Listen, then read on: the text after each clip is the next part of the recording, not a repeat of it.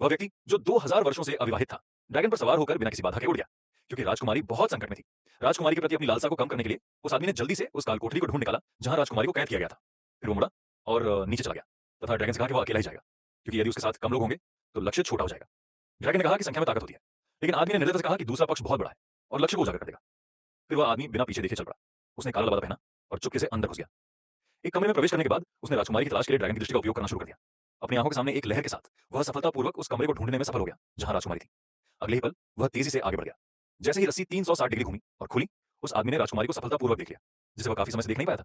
वह तुरंत आगे भागा, लेकिन राजकुमारी ने उसे जल्दी से भाग जाने को कहा। हालांकि उसे यह उम्मीद नहीं थी कि वह आदमी एक कारीगर था और चाहे वह उसे कितना भी मनाए, वह नहीं जाएगा। इस समय अग्नि आत्मा जादूगर अचानक उसके पीछे प्रकट हुआ। उन्होंने उस आदमी पर हंसते हुए कहा कि वह बहुत मूर्ख है और इतनी आसानी से अपने ऊपर आक्रमण होने दे रहा है। उपहास सुनकर पीले बालों वाला आदमी क्रोधित हो गया और उस पर चाकू से वार किया, लेकिन अग्नि आत्मा जादूगर ने एक चमक के साथ उसे चकमा दे दिया। तभी जादूगर ने जादू करने के लिए अपने हाथ ऊपर उठाए।